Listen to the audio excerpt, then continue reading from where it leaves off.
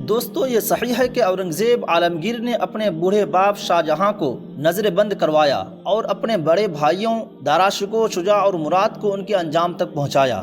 آخر اس نے یہ سب کیوں کیا؟ اس کا جواب دینے سے پہلے مناسب معلوم ہوتا ہے کہ ان سوال کرنے والوں سے پوچھا جائے کہ جب ہم دنیا کی کسی بھی قوم کی تاریخ پڑھتے ہیں تو یہ بات پاتے ہیں کہ ہر قوم میں تخت و حکومت پر قابض ہونے کے لیے بیٹوں کے باپ کو، باپ کی بیٹوں کو اور بھائیوں کی بھائیوں کو قتل اور قید یا جلا وطن کرنے کی متعدد مثالیں ملتی ہیں۔ جیسے بادشاہ اشوک نے تخت حکومت کے لیے قریب اپنے 99 بھائیوں کو موت کے گھاٹ اتارا، اسی طرح اکبر کی اولاد میں خونی جنگ ہوئی جس کے بعد جہانگیر اپنے 5 بھائیوں کو قتل کر کے اقتدار پانے میں کامیاب رہا۔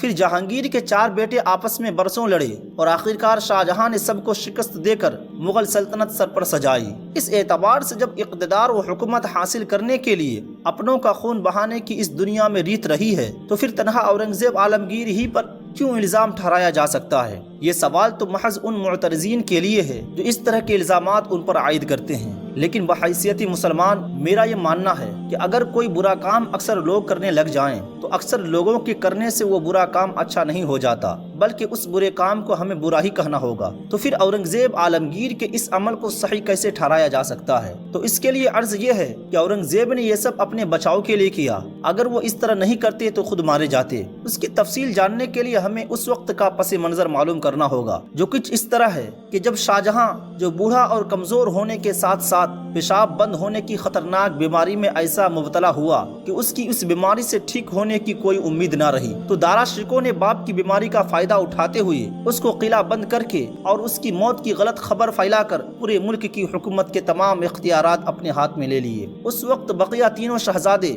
شجاع، اورنگزیب اور مراد بنگال، دکن اور گجرات کے صوبوں میں مامور تھے۔ داراشکو نے شاہی محل کے ناکہ بندی کر دی، اس کی اجازت کے بغیر کسی کو بادشاہ شاہجہاں سے ملاقات کی اجازت نہ تھی۔ اس نے شجاع اور اورنگزیب اور مراد کے سفراء کو جو دربار میں رہا کرتے تھے ان کو بلوا کر ان سے قلمدان واپس لے لیے تاکہ یہ سفراء دربار کی خبریں ان شہزادوں تک بھیجنے نہ پائیں۔ ساتھ ہی ساتھ اس نے بنگال، گجرات اور دکن کے تمام راستے بھی بند کروا دیے تاکہ مسافروں کے ذریعے بھی کوئی خبر ان تینوں شہزادوں تک نہ پہنچ سکے، لیکن کسی طرح یہ خبر ان تک پہنچ ہی گئی۔ سب سے پہلے شجاع نے بنگال میں اپنی بادشاہت کا اعلان کر دیا، اسی طرح مراد نے بھی احمد آباد اور گجرات میں اپنا سکہ قائم کر دیا۔ اورنگزیب عالمگیر اس وقت شاہجہاں کے حکم سے گلبرگہ کے محاصرے پر تھے جہاں ان کی فتح یقینی تھی۔ عین فتح و کامرانی کے حصول کے وقت داراشکو نے اورنگزیب کی فوج میں شامل افسران کے نام شاہجہاں کے نام سے ایک حکم نامہ بھجوایا کہ فوراً اورنگزیب کا ساتھ چھوڑ کر دربار واپس لوٹ آئیں۔ اورنگزیب کو مجبوراً اس مہم کو ناتمام چھوڑنا پڑا۔ داراشکو نے اسی پر بس نہیں کیا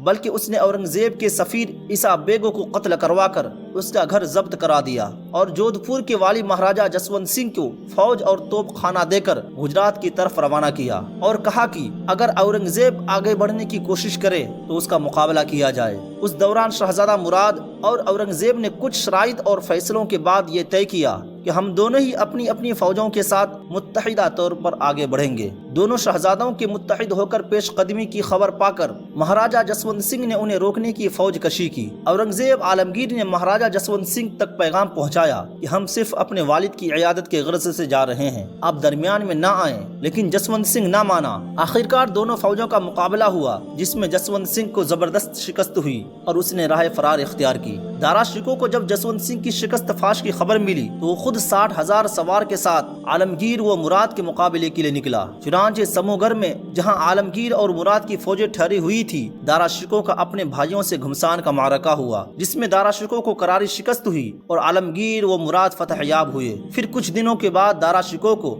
دلی کی سڑکوں میں پھانسی کی سزا سنا دی گئی۔ اسی طرح سے مراد نے جب دغا بازی کی تو ان کو بھی موت کے گھاٹ اتار دیا گیا۔ اس تاریخی حقیقت کو جاننے کے بعد ایک عام شخص بھی یہ فیصلہ کر سکتا ہے اگر اورنگزیب اپنا بچاؤ نہیں کرتے تو یقیناً داراشکو نہ صرف اورنگزیب کو بلکہ اپنے دوسرے بھائیوں شجاع اور مراد کو بھی قتل کرا دیتا۔ کس قدر تعجب خیز بات ہے کہ اپنی دفاع کے لیے اقدام کرنے والے شخص کو متعصب ظالموں نے قاتل کے روپ میں پیش کر دیا، حالانکہ یہی چیز اگر دوسرے قوم کے لوگ کریں تو یہ ان کے لیے اچھا ہے۔ وہاں پر وہ لوگ اس جنگ کو سیاست کا نام دیتے ہیں، لیکن جب اورنگزیب نے اس طرح کے اقدام کیے آج کچھ لوگوں کی نیندیں اڑ رہی ہیں۔ تو دوستو اگر ویڈیو اچھی لگی ہو تو ویڈیو کو لائک کریں، اور اگر آپ ہمارے چینل پر نئے ہیں چینل کو سبسکرائب کرتے ہوئے بیل آئیکن کو ضرور دبائیں۔ ملتے ہیں پھر ایک نئی ویڈیو کے ساتھ۔ خدا حافظ۔